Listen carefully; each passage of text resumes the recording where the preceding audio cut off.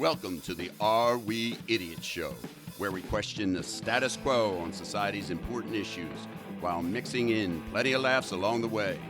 Now here are your hosts, Mark Weaver and Rich Kroll.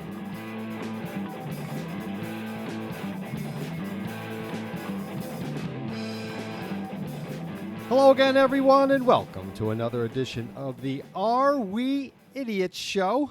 We are your host, as always, Mark Weaver, and Rich Kroll. Which, by the way, Rich, we may be creative when it comes to podcasts, but our nicknames are not very creative when you think about it. Well, wait a minute. So I'll tell you why they are creative, because these nicknames started, say, back in junior high school, and for you, they shortened up from 2 syllables to 1. For me, they added a syllable to take it from 1 syllable to 2. So how creative were junior high kids back in the day? If you're using a derivative of either your first or last name, I wouldn't classify it as very creative. Now, that does bring up a question in my mind. Have you ever had a friend that went not exclusively, but mostly by a nickname that was not a derivative of either his or her first or last name, like Captain or, Spongy or, Pluto or whatever? Oh, absolutely. In Havertown, that happens a lot. Big Daddy is a nickname that's stuck. It has nothing to do with his name. He's just a big dude. Dan McCusker, 6'5", 280. So, there's all sorts of nicknames that absolutely have nothing to do with their name. And that's much more of your realm than mine. You're like John Belushi in Animal House. You're the namer of people. So that's I think we won't go into it now, but you actually had names for all of us on the high school basketball team, which was comical at the time. All right, Richie, we always start with a tip of the day. So what say you to our audience? I'm going to throw a weird one out here. For all the husbands that are earning more money than their wives, or they're a single earner, let's remember that it's not your money. It should be our money. Correct. Right? I think a lot of guys get caught up in, well, I'm making all the money, or I'm making most of the money, so you should do all the housework, and then I can do whatever I want with my money. And some guys even have a separate bank account. And I was thinking about that. When you're a married couple, the wife doing all the housework that could be worth $150,000 a year. Some estimates show, in actual time, energy, and effort. And then your kids need money. They're not earning anything if they're young kids. So I think it can calm families down if it's viewed as our money, even though the majority might be coming from one source. No, that could be the wife in some cases. Yeah. So. And actually, more and more, it is the wife, because women are getting more education than men nowadays, and they're starting to not only even out, but earn more than men in many households. And yeah, for sure. And I never thought of it that way. And of course, legally, it's both your money equally. So when you're married, it's both your money, and you got to split it up. Yeah, I think it makes for better family relations and take some pressure off both sides. That's a very good tip. And we want to also thank our wonderful sponsors, Mark Zlotnikoff, Eric Weaver, George Muldoon, Chris Barbie, Dr. Dave Nadler, Alvaro Puga, Rick Linares, Darren Tapp, Scott Carney, Larry Helms, and Rich.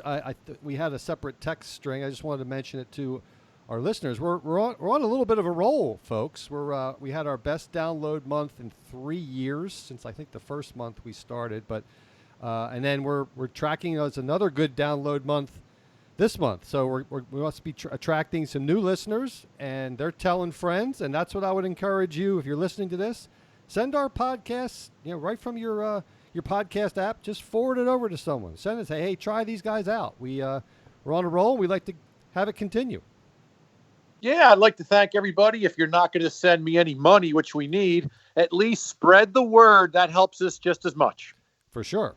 So on the show today, we have, and this could be a fun show, by the way. We might disagree some. We'll agree a lot.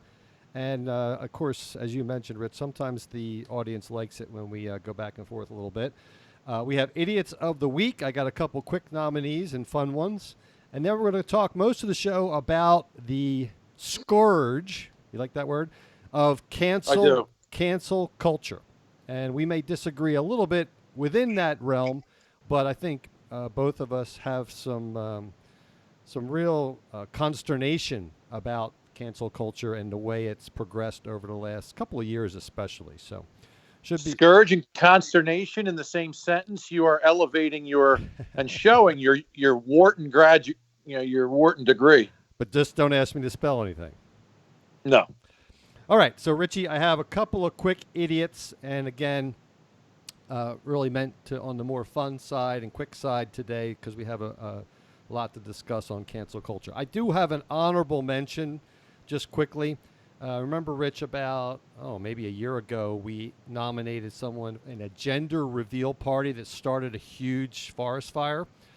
Well, I have an honorable mention that another one happened this week where a pyrotechnic device at a gender reveal party sparked another wildfire in California, burning 8,600 acres. So, oh boy, not really sure what's going on with the current birthing class people, but in fact, these Gen Z and millennials that are doing these, don't they know, Rich, there is no such thing as gender? So how could they be doing? It's a little bit of a contradiction. How could they be doing gender reveal when most of them believe there's no such thing as gender? Well, Mark, you Weave, can I call you Weave? You raise a great point. These are the same people who say there's no such thing as gender, but they're demanding a female president. All right, Richie, so here's my two quick nominees. A man has blown up part of his house in France while trying to swat a fly. I don't know if you remember, but there was a guy that burned down his house trying to kill a roach or something with a spider, I think. A spider with a flamethrower, but this is a little different. The man, who was in his 80s, was about to tuck into his dinner when he became irritated by a fly buzzing around him. He picked up an electric fly swatter, which I didn't even know they existed, and started to target it. But he did not know that he had a gas leak in his home. A reaction between the device and the gas caused an explosion, destroying the kitchen and partly damaging the roof of the home. According to local media, the unnamed man made a lucky escape and sustained just minor burns. The fate of the fly is unknown. So, yeah, maybe you should smell the gas leak in your house as a first start. But they do put a malodorous scent into gas because it is scentless so that you can smell it and be aware of it. It's funny. Another good friend, Rick Linares up on Long Island, when talking about doing certain crazy things to accomplish something minor, likes to use the term, folks, don't burn the house down to get the mouse. Well, in this case, don't burn the house down to get the fly. So that was a quick fun one. Here's another one, Rich, but I think you'll find humorous. This is from Kyoto, Japan. You've been to Japan. I never have been. And I've actually been to Kyoto. Well, it's on my list of things. By the way, I've started compiling a list of places I wanted to go in retirement. And it's already up to like 45 places. So I know that's a tangent. I shouldn't go on right now. But Kyoto, Japan. His request for an extension to a rental car company seems straightforward. However, Masafumi Hagawara. Yeah, please pronounce that correctly. Masafumi Hagawara, 44, certainly stretched the typical interpretation of the term. On September 5th, Kyoto police announced the arrest of him after he kept the vehicle he rented from the company for more than a year, running up a bill of nearly 8 million yen, which is approximately $72,000, which, by the way, is approximately 3 times the cost of the car he rented. Wow. On June 24th, 2019, the suspect rented the car from the company where he lives. Under the agreement between him and the company, he was to return the car on July 2nd of last year. I am in Tokyo and I'd like an extension, he said when he telephoned the company, according to the police. That was the last time the company heard from him. A police officer found the car parked in Kyoto City this past August 4th when the bill had reached almost $72,000. Upon his arrest, Hagawara admitted the allegations. So, you spent $72,000 a year for an economy car. Probably not a good investment there, buddy. You should return and live up to your contract. So, Richie, those are my quick nominees today. What say you? Well, I hate to do this, but I got to throw in one because this is a rarity. But I have a personal idiot of the week that everyone that heard this story said I have to add to the show this week. Go for it. So I don't mean to throw you a tangent here myself, but so I was down. My wife and I, Jill, my daughter Kaylee, and my stepdaughter Sabrina, took a little quick getaway, and we wanted to go big because we missed some vacation time in spring and summer. We went a little above our budget, and we stayed at the Icona Resort down on 78th Street in Avalon. And really nice. They try to make it like an island resort where you'd go away to the Caribbean, whatever.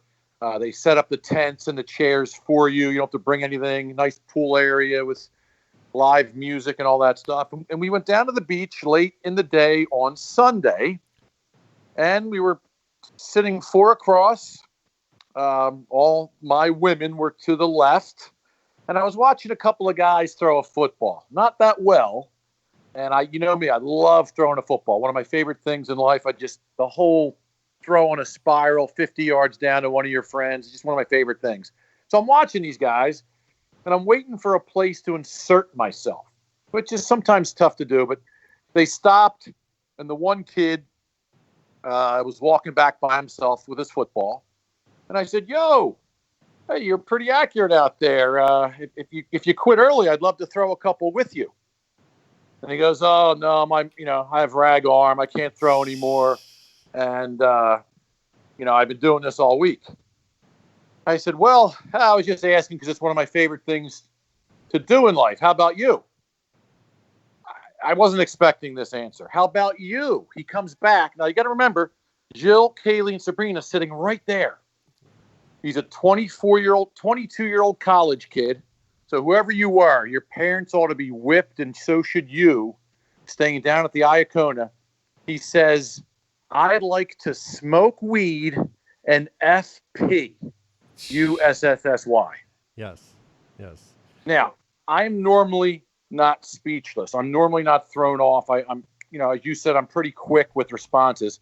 I was dumbfounded. And I just looked at the kid like, "Are you kidding me? Please get away from me quickly, or I may have to kill you and your entire family."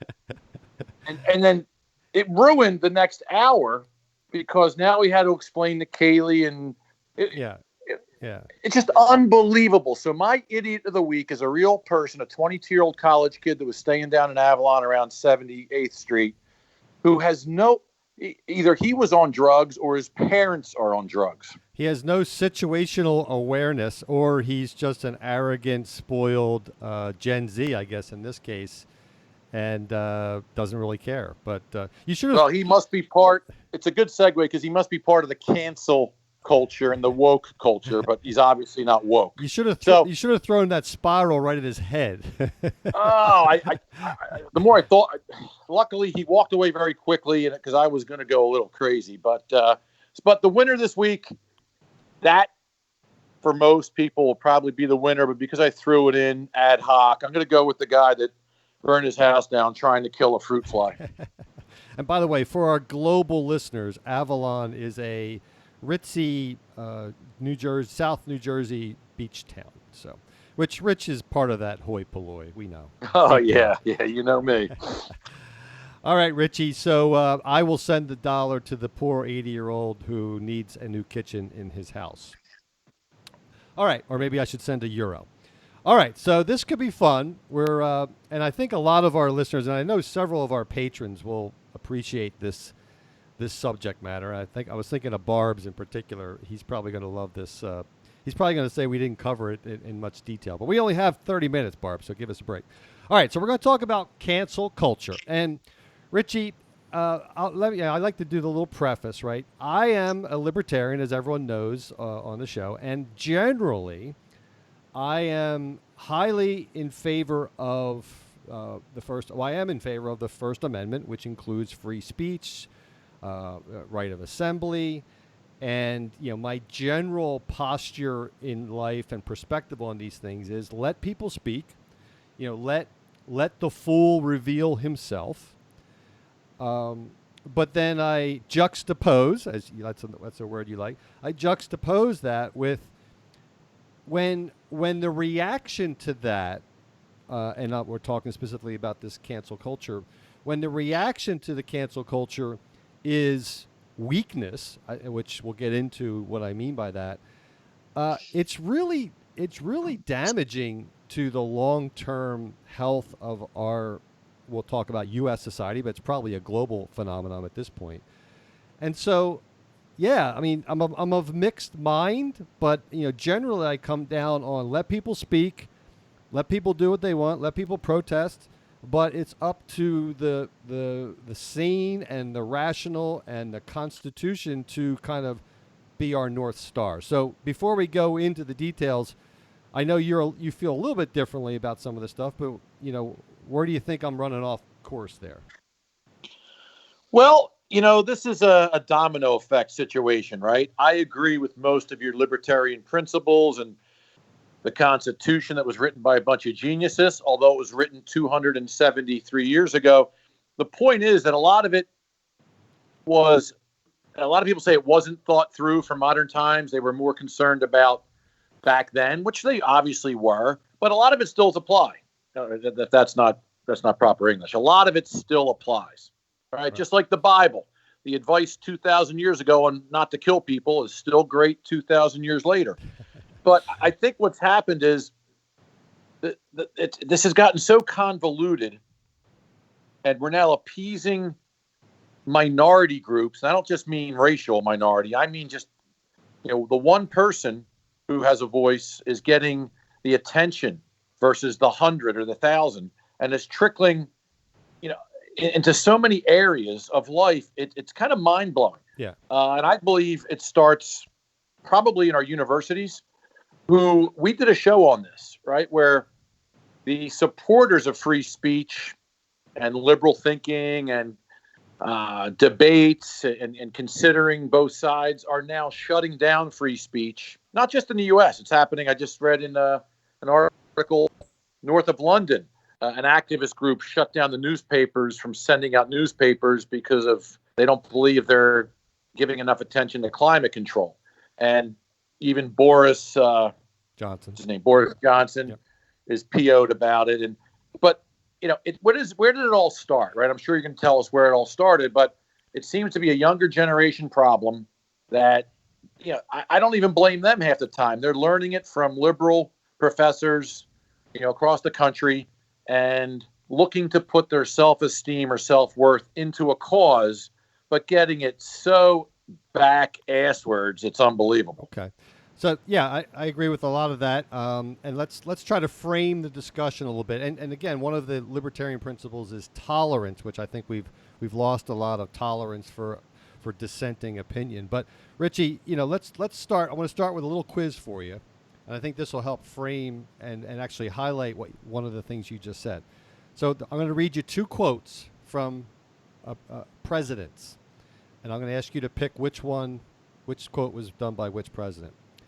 Quote, "That's not activism." This is regarding this cancel culture. "That's not activism. That's not bringing about change. If all you're doing is casting stones, you're probably not going to get far. That's easy to do." Second quote, "We want free and open debate, not speech codes and cancel culture. We embrace tolerance, not prejudice." So those are two quotes from two presidents. Who were they? The first one is Barack Obama. Right. And the second one is JFK. No, it's actually Donald Trump. I was being funny. Cancel culture didn't exist in the 60s as a terminology. So right. But I think it makes a point that, and let me just digress a little bit. It is ironic because Trump's quote, Trump does tend to say things and then do the opposite.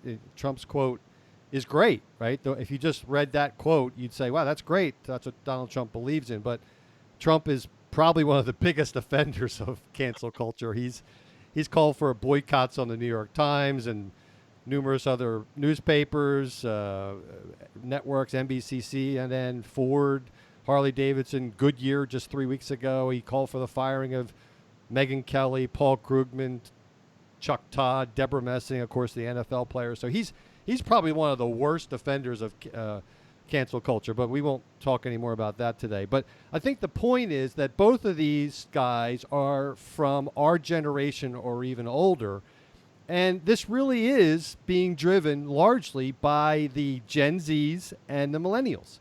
And it's mostly from left-leaning people, you know. And I'm kind of a middle-of-the-road and libertarian guy. I don't like either left or right, but it really is. If you look at it objectively, it is largely being driven by the left-leaning and extreme left-leaning younger generations. And just to back that up, there was a survey done, a statistically relevant survey said that Gen Z are the most sympathetic to punishing people or institutions for over-offensive views, followed closely by millennials. Gen Xers and baby boomers have the strongest antipathy toward it. A recent poll said 55% of voters 18 to 34 say they have already taken place in cancel culture. So that's where I'd like to start, Richie, is, you know, why is it that, that these boycotts, for lack of a better term, boycotts of either social or organizational circles are being taken on by the younger generations? Why do you think that is? So, you know, the culture and climate of our universities across the U.S. have changed dramatically. Before, it was more of a straightforward education. Hey, here's your major. We're going to teach you about accounting or law or information technology. Now, you know, everybody wants to be famous. Everybody wants an identity. Everybody wants to be recognized. Everybody wants to have purpose to their life and validation. And there's been a shift over the last 3 decades. A lot of these teachers are very far left liberals, and the staffs that are hiring them are very far left. Right. There's very few conservatives anymore, you know, on these university boards and in the hiring process. And hey, it's kind of like, you know, the old saying, see what you can get away with, keep pushing until you finally get pushed back on. Right. So there's been push, and nothing to stop it.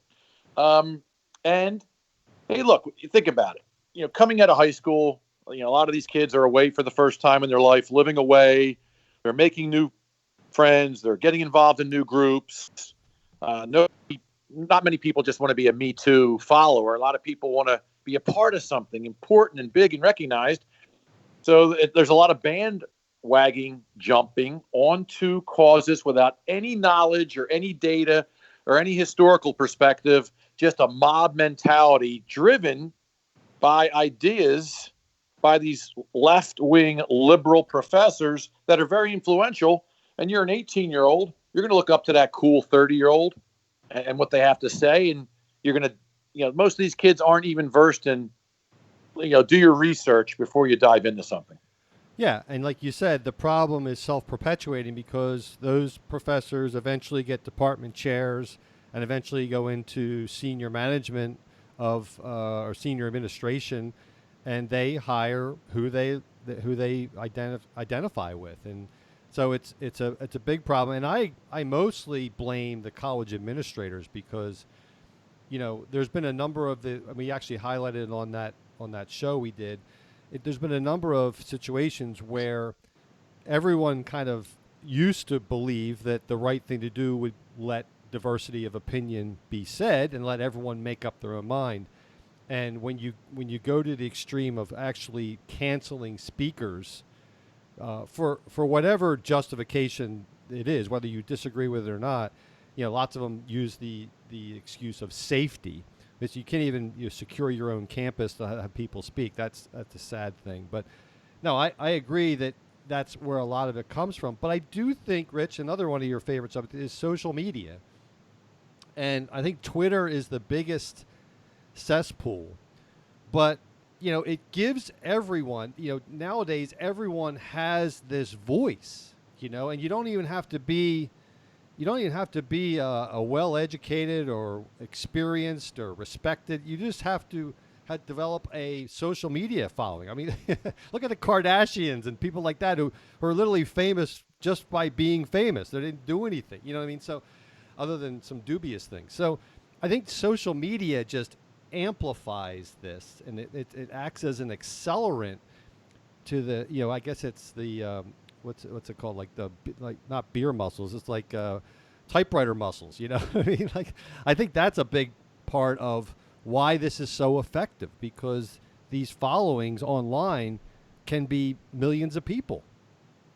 100% agree. And the fact that you and I are agreeing most of the time is interesting. But think about, I call them conference call muscles, right? It's so easy to say whatever you want, even if it's extremely controversial or fake news, when there's no accountability or face to the text, right? That's why people are so aggressive on the road. They're protected by their cars and their steering wheel, right? So they cut you off and they give you the finger. Same with people on email or text. They can get very aggressive. I've said this to a couple of people. Say that to me, to my face, right? Try that in person. And they won't. So social media is a cesspool. I mean, it's good for some things, but I mostly hate it. And I'm going to be quoting a gentleman a couple times throughout this show that I really respect. There's a guy named Thomas Sowell. He's an African-American economist and social theorist, you know him, yep, who is currently a senior fellow at Stanford, Stanford's Hoover Institution. He's a libertarian, big libertarian. Yeah, he's super smart. He was born in North Carolina in the Deep South. I think he's quite old now. Yeah. Grew up in Harlem. So here's one of his quotes. Ours may become the first civilization destroyed, not by the power of our enemies, but by the ignorance of our teachers and the dangerous nonsense they are teaching our children. In an age of artificial intelligence, they are creating artificial stupidity. So it starts with the teachers, and then it spreads through social media, where you have texting muscles or conference call muscles, because there's no one you're looking in the eye that you have to say something to that you would be afraid to normally. Yeah, and Sowell's a hero within libertarian circles. Let's talk a little bit, Richie, about some of the more high profile, and there's literally hundreds of them.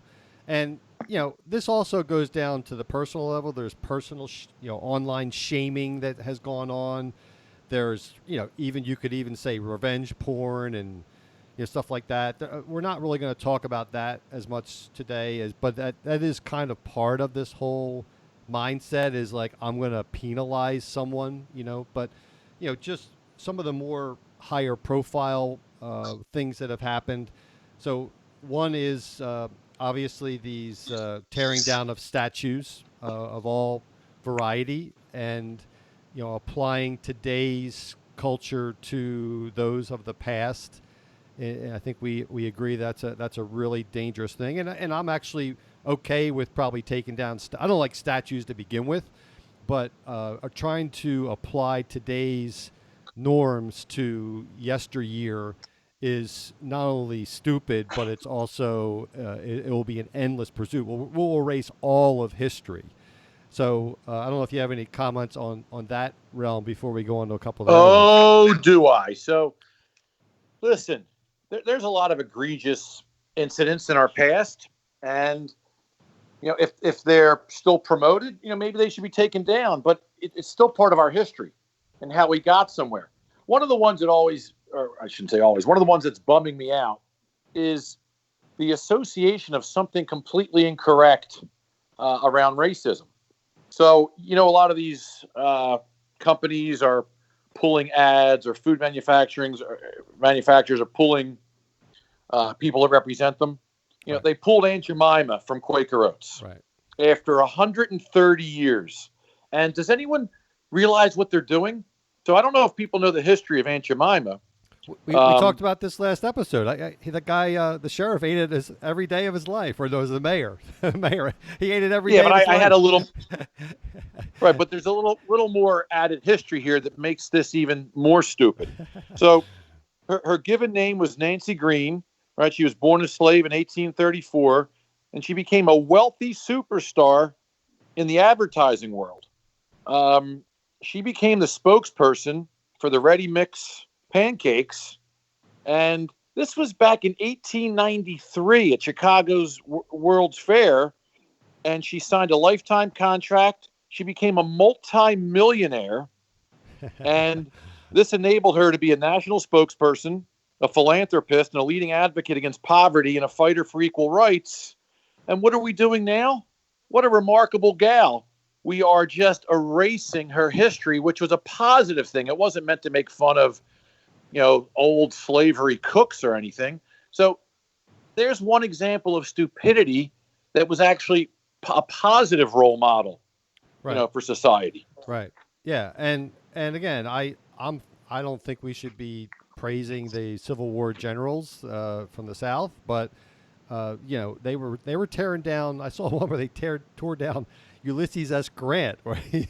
Not only did he free his slave, but he actually worked to to beat the South. I mean, just like so. Right. Every human has some negatives, including you, Richie. I know I do. And, What? And That hurt. And the reality is that if we're going to apply perfection as the standard for everyone, we're going to take down everyone. Barack Obama was a champion of the left and broke a barrier there that a lot of people didn't think would be broken this early, and became the first African American president. On the left, he's a hero, right? Well, when he first ran, he said marriage was between a man and a woman. So you only have to go back 10 years to erase someone from history because of their inappropriate views. I mean, this would be endless, this cancel culture. So, all right, Richie, here's another one. This was a big point of discussion, which I'm sure you'll have some emotion involved. So defund the police, right? So defund the police is a form of cancel culture because there was obviously some bad police out there, and I'm not going to go into specific cases, but I think we all can agree that if you have millions of police officers out there, there's going to be some bad ones, and they need to be weeded out. But the result of this is this defund police, which, from a marketing perspective, I have some marketing degree at least. Defund means prevent from continuing to receive funds. There is almost no one who is sane who thinks that you can defund, and defund is not reduce funds. That's take away funding, prevent from continuing to receive funds. Police departments, there would be mass chaos everywhere. Joe Biden, is basically saying, hey, that's crazy. We can reform police, but rioters are bad, and we're not defunding police. So I don't know where these anarchists think they're going with this, but I know defund police, Richie. I'm sure you're going to go off on that a little bit. Oh, this is a huge pet peeve for me. I have several good friends that are police folks, and they have given me their own stories locally. I mean, this is impacting police departments all over the country where they're losing funding for certain type of weapons or vehicles that they need to combat criminals. And there's some serious criminals out there. So, well, I'm going to disagree with you a little bit on that. I think they've been over militarized, and I think they probably do too much. Police, I think they. Well, Go ahead. That's fair. Let me come back to you with some stats. So, a lot of these liberally run cities, Democratic mayors and governors that were promoting defund the police, saw crime dramatically increase when they started implementing that. And so here's a little tidbit. U.S. Attorney General William Barr said during a Wednesday press conference that the federal program Operation Legend had contributed to reduce Chicago's murder rate to the lowest it's been since April. Murders dropped 50% over the previous 5 weeks. The operation began in July, shortly after a 4-year-old named Legend Taliaferro was killed in Kansas City while sleeping. He was hit by a bullet meant for somebody else. So this is Operation Legend is, I guess, federal, like National Guard type folks. They're now going across to the major cities that are experiencing the most violence. And in Kansas City, major crime has decreased by 32% since the operation's launch. St. Louis, 47% decrease. Detroit, 45% decrease. So the point is, and I've talked to a couple people that say live in the inner city. They don't want the police to go away. No. Because their chances of getting assaulted or murdered or robbed go up 50%. Right. So this is another example of when enforcement comes back in, crimes go down, which most people want crime to go down. Yeah, and usually it's the woke, white, affluent liberals that are the ones from their Hamptons beach house. They're the ones calling to defund the police, not the people that live in these neighborhoods.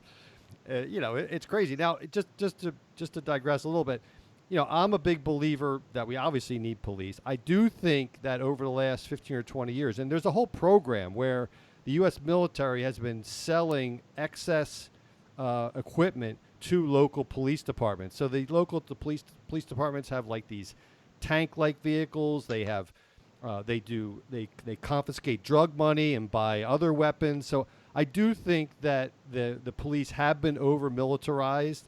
I do think that police unions protect bad cops, just like, frankly, a lot of unions protect bad workers. Teachers' unions, it certainly happens. My parents are both teachers. They saw it where the unions protect bad teachers.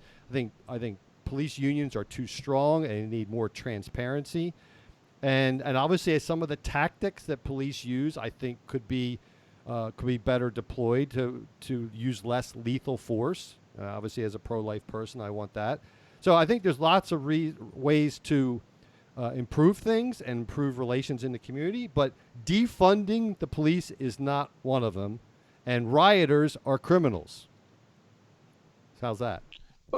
That's fair. But think about when I spoke earlier about where we are now appeasing small groups at the expense of large groups, right? Yeah. What did Dr. Spock say in Star Trek? The needs of the many outweigh the needs of the few. Well, all this woke movement and cancel culture is treating the needs of the few outweigh the needs of the many. Right. And listen, the whole police situation, it's 1%, right? 2%. Right. For every 100 cops, only 2 are bad, yet we have all those movements because of the 2 bad cops. Right. There probably should be better training. But let me tell you something about just in our little town nearby in Delaware County here, Pennsylvania, Upper Darby had an assault vehicle, an amphibious assault vehicle. And it saved 22 people when we had the flash flooding about 6 weeks ago. So if used properly, these things are necessary. But it's just like the military, right? You hear about the rogue Marine or whatever that went and shot up a village, women and children. Okay, yeah. Again, 2% of the military is rogue. The other 98 are good guys trying to protect humanity. So why do we have this cancel culture based on a few bad apples? Because, and I agree with everything you just said, because you can always find outliers and examples. And the media can easily do that. And this, by the way, this works in other realms. Like, when Trump puts on tariffs, you can always see the people that benefit there, but you don't see the people that are, the seen and the unseen. It's an economics thing. It doesn't see the people that are hurt. So it works both ways. You can't govern by extreme outliers. And so this works to the negative of most of us. Richie, let's move on to another one, different type of cancel culture. J.K. Rowling. This was another very high-profile thing. Well, J.K. Rowling is a flaming liberal, by the way, and she got in a huge firestorm for having the gall to suggest that humans were born with one of 2 biological genders, and she got into it with the woke people for suggesting that a woman was born a woman, regardless of what she did later on. But this is a situation where there's this purity test, mostly, again, from the left, that if you're not sufficiently woke, you're out and you're canceled. And here's J.K. Rowling, who's got literally billions of dollars. She could care less. She didn't back down at all. which I think is a big problem that, most people don't have billions of dollars and what they used to term it FU money, right? She did, and she didn't back down, and she didn't care if she was canceled or not because she's J.K. Rowling. But most people, and this is where I want to go, most people are intimidated by this, and they don't want to be bothered or attacked or canceled, or they can't afford to be canceled. And, they back down and they stifle free speech. And I think that's cancerous. Well, you're exactly right. Some of the worst perpetrators of spreading all this is Hollywood, is entertainment, our professional athletes. I just read, so Hollywood in general, right? I mean, how about when we talked about Charlize Theron a couple episodes ago? She adopted a couple African-American boys, which is very noble. But when her 3-year-old told her he thought that he was a girl, she immediately dressed him up in a dress and grew his hair long. And now he's walking around as a 7-year-old as a girl. How does that kid know what he is, right? So that parenting is another factor in all of this. But I just read, so Hollywood is now forcing certain criteria if a film wants to win an Oscar. I saw this. Tell the audience. So your film, if you want to win an Oscar, has to have at least one minority as a leading character, or a new normal gender, or LGBT main or secondary character if you want to win an award.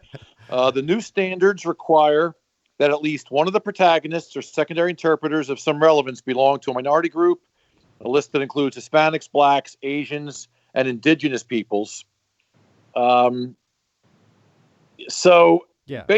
craziness. It also needs, the other option is if your plot revolves around women, underrepresented groups, or people with disabilities.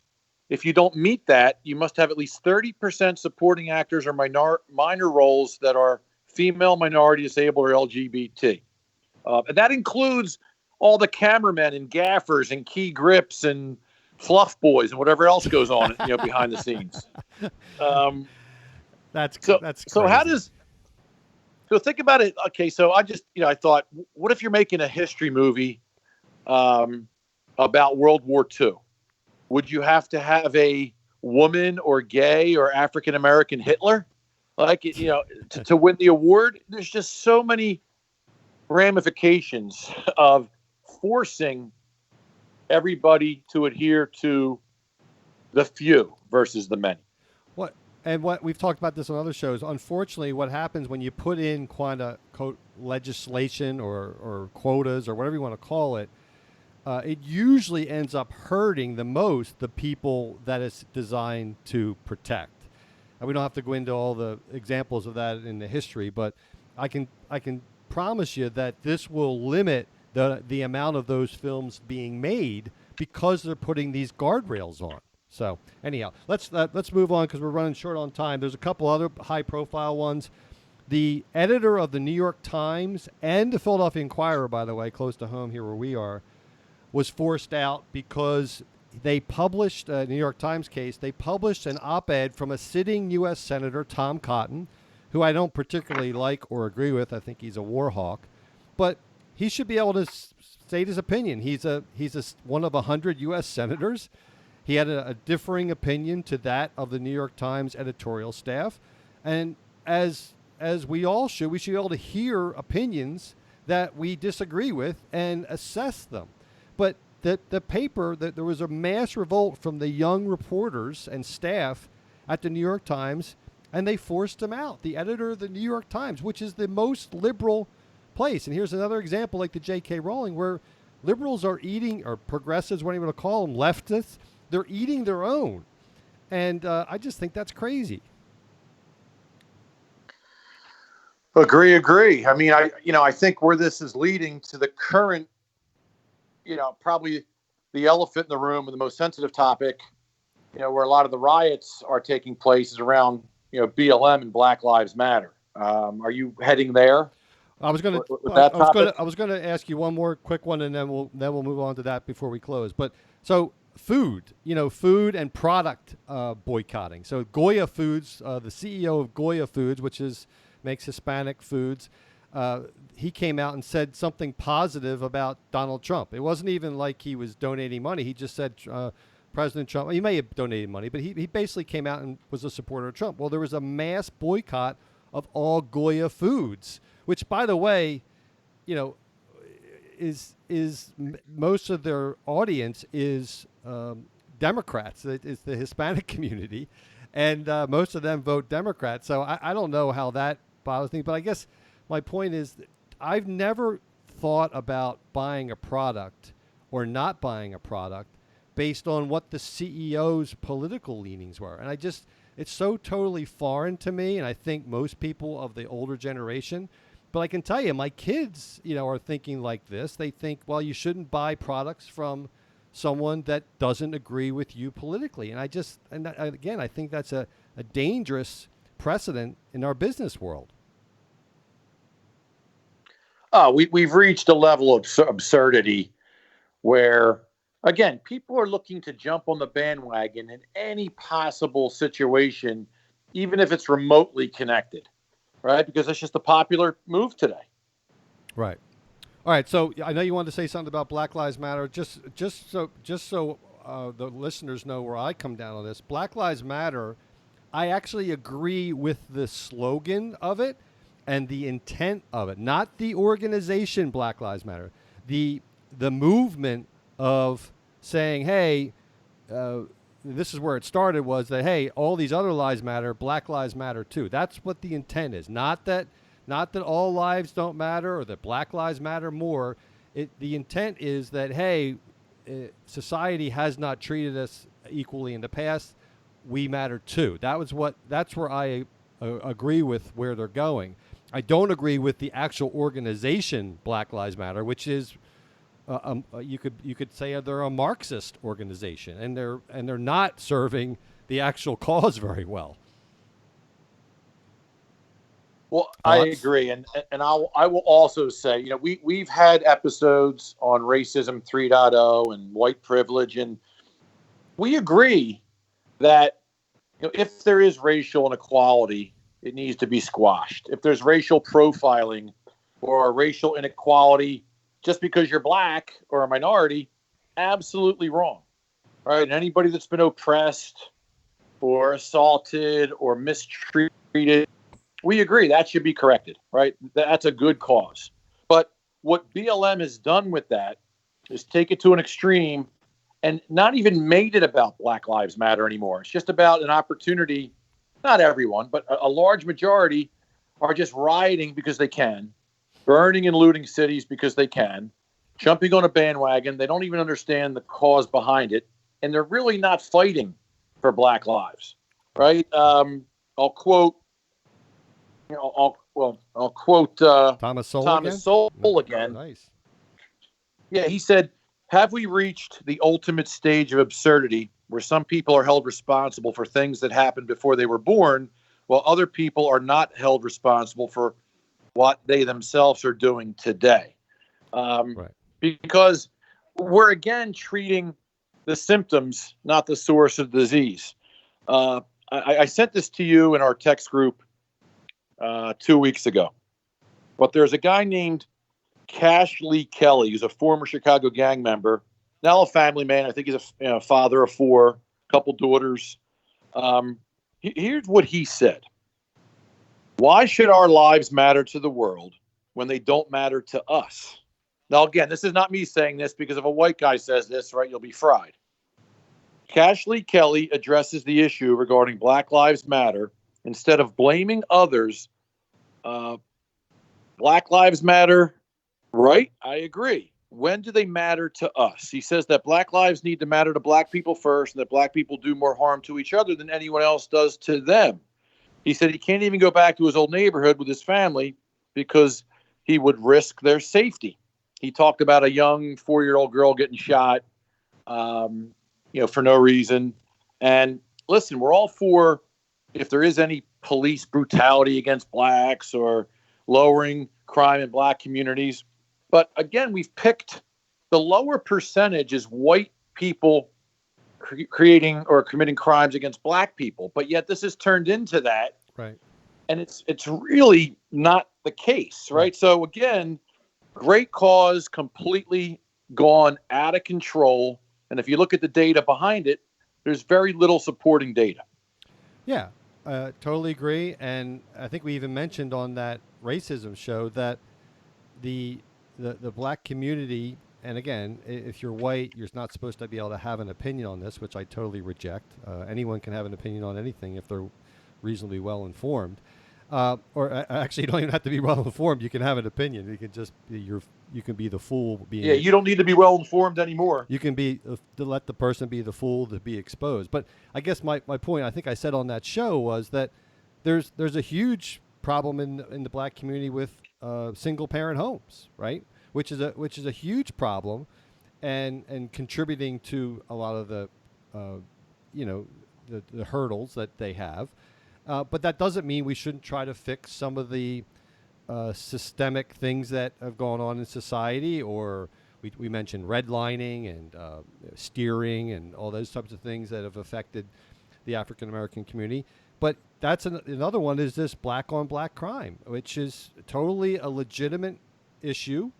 And if you bring that up, somehow you're trying to distract from the cause, and it's a multifaceted problem, and all things need to be addressed. So if you want to go back and listen to that racism show, I would encourage you to do that, listeners. But we gotta wrap it up here, Richie. But final comments. Where does this go? I'm concerned as someone who thinks the ideal utopia is everyone gets to say what they want and protest when they want. But it's up to people to make rational decisions and reasonable decisions and be tolerant. I don't see it going that way. It's going another way. And I'm concerned that we just, you used the term a year or so ago about a civil war, and I don't want to be that dour, but, it really is coming to this bifurcated society, and it's a little bit intimidating. What do you think? Well, yeah, if this were to continue to go unchecked, anything's possible, right? I mean, the more people can get away with, the more they will pursue. The more they can burn down and break and steal and loot, the more they'll do it. And let's move on to the next city. Half the people that are burning these cities down are not even from the city. They don't even know why they're there. They're just having fun, vandalizing and being lunatics. Right. Right. Right. And the murder of one person, as egregious and ridiculous as that is, does not mean that you make up for it by killing 4 other people and burning the city down and actually burning the businesses down of the people that you're trying to protect. So it's gotten way out of control. The cancel culture is ridiculous. This woke movement is by a bunch of nitwit white millennials that think they're being cool by jumping onto a cause. They have no idea what they're doing. And I think the only way it's going to stop is if more people get stopped. Right? When you bring the Fed in and the National Guard and crime goes down and people, and I also think, opening up society again. COVID shut down society, caused a lot of unemployment. A lot of people are bored and angry and nothing to do, so they're jumping into this. The more people that can go back to work, the more we open up society, there'll be less available people, to continue all the nonsense. So I think you have to combat force with force. And I think you have to open up society again and have rational people be heard. Yeah, and it's not just the rioters and those situations that require force. To me, that extends all the way up to leaders, right? Leaders of colleges, leaders of companies, leaders, frankly, the president of the United States needs to stop with this cancel culture stuff. Leaders need to step up and promote free speech, tolerance, difference of opinion, and differentiate that between violence. There's, free speech is not violent.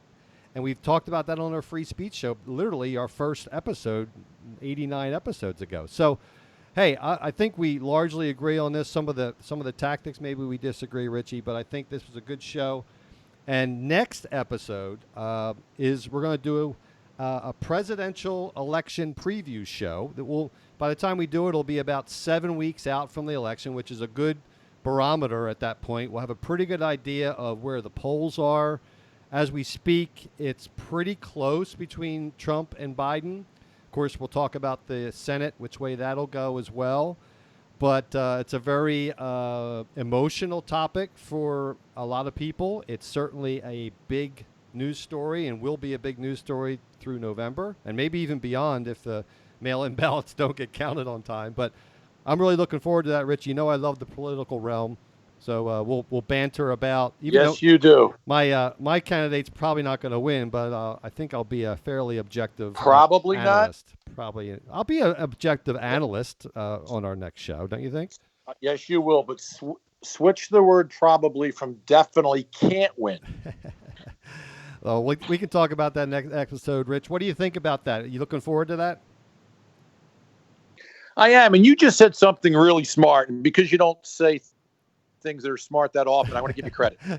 You just said you put a lot of the blame on our political leaders, and I'll tell you what, you're absolutely right, because if they're going to jump on the bandwagon with the cancel culture just to get votes, man, that's terrible, right? And a lot of our political parties will do and say anything just to get votes. So I'll give you kudos, Mark, on, can I call you Weave, for that comment? You can, and by next episode, I want you to think up a better nickname for me. A little bit more creative, all right? I will. All right, folks. As always, please remember, if what you see or hear sounds idiotic, then we're just the guys to help you sort it out. See y'all next episode. Take care. Thank you for listening. Please download, subscribe, share, and review on Apple Podcasts, Spotify, Stitcher, Google Play, and also our website.